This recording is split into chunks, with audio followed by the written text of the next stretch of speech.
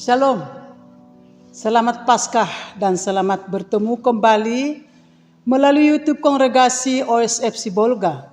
Kami sampaikan salam sukacita dan damai sejahtera dari Tuhan kita Yesus Kristus kepada semua yang aktif mendengarkan renungan ini.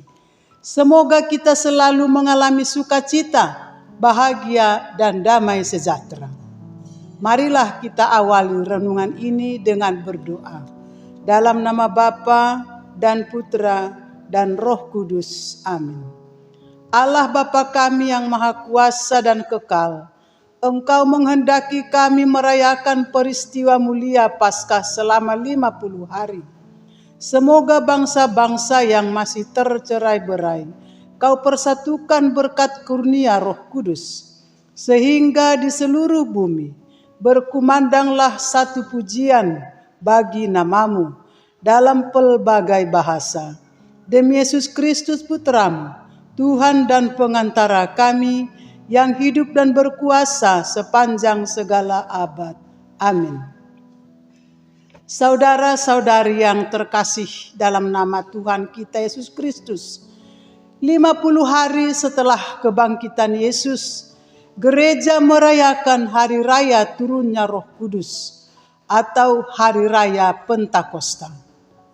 Pada hari raya Pentakosta ini, Bunda Gereja Kudus merenungkan Injil Yohanes bab 14 ayat 15 sampai 16, dilanjutkan dengan ayat 23b sampai ayat 26, yaitu tentang Yesus menjanjikan penghibur. Yesus berkata kepada para murid-Nya, "Tetapi penghibur, yaitu Roh Kudus, yang akan diutus oleh Bapa dalam namaku, Dialah yang akan mengajarkan segala sesuatu kepadamu dan akan mengingatkan kamu akan semua yang telah kukatakan kepadamu." Saudara-saudari yang diberkati Tuhan, dalam sabda perpisahan Yesus dengan para murid, antara lain dibicarakan bahwa kepergian Yesus tidak akan menjadikan para murid itu seperti anak yatim piatu. Mereka tidak ditinggalkan begitu saja oleh Allah, melainkan dikaruniai penolong atau pembela yang lain. Bahwa Yesus akan pergi kepada Bapanya, meninggalkan para murid, sudah disinggung oleh penginjil Yohanes. Kepergian itu untuk mempersiapkan hubungan murid dengan Allah.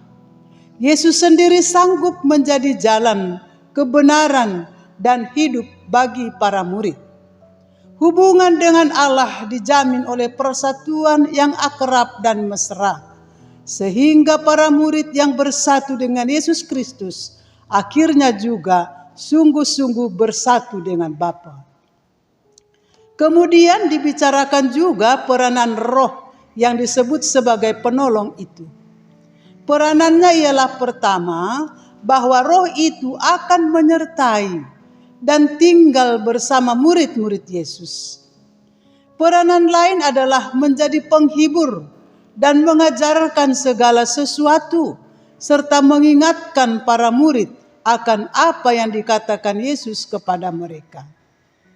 Teks meninggalkan keterangan tentang syarat orang menerima Roh itu, yakni bila orang memegang teguh perintah-perintahnya dan melakukannya.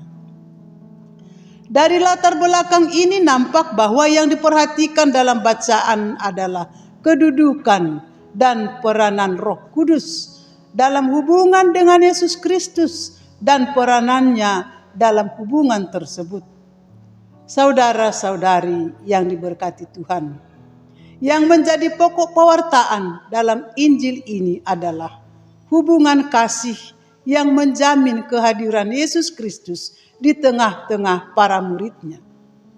Para murid Yesus Kristus akan menerima Roh kebenaran dan yang akan menyertai para murid dalam perjuangan mereka dan menjadi saksi bagi dunia.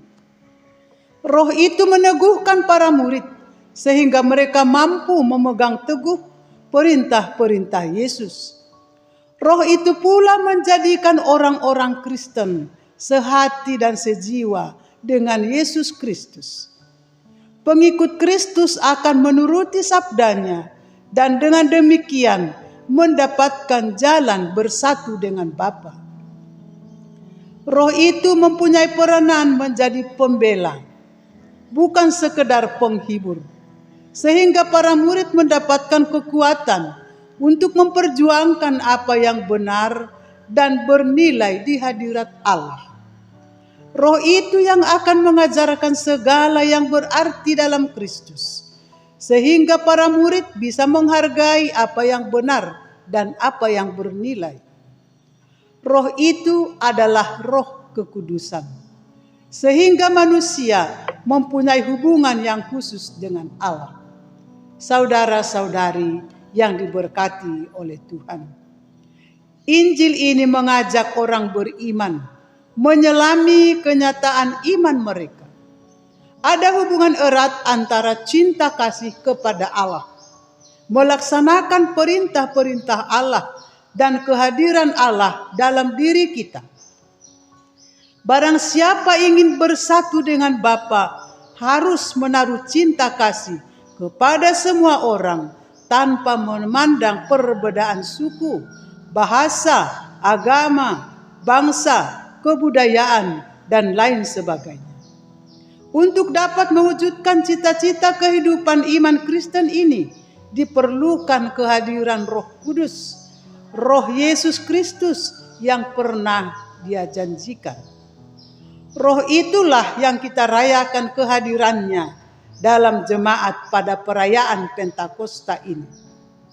Buah-buah Roh itu merujuk 9 sifat positif atau karakter yang perlu kita miliki dan hidupi, yaitu kasih tanpa syarat kepada Allah dan kepada sesama manusia, sukacita, damai sejahtera, kesabaran, kemurahan hati, kebaikan, kesetiaan, kelemah lembutan, dan penguasaan diri.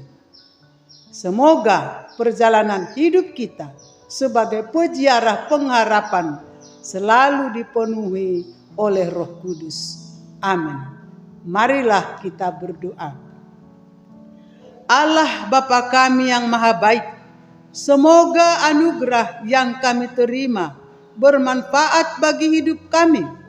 Utuslah kiranya kepada kami Roh Kudus yang dahulu Kau curahkan kepada para rasul, dan semoga kami selalu dalam naungan Roh Kudus-Mu. Amin. Dalam nama Bapa dan Putra dan Roh Kudus. Amin. Shalom.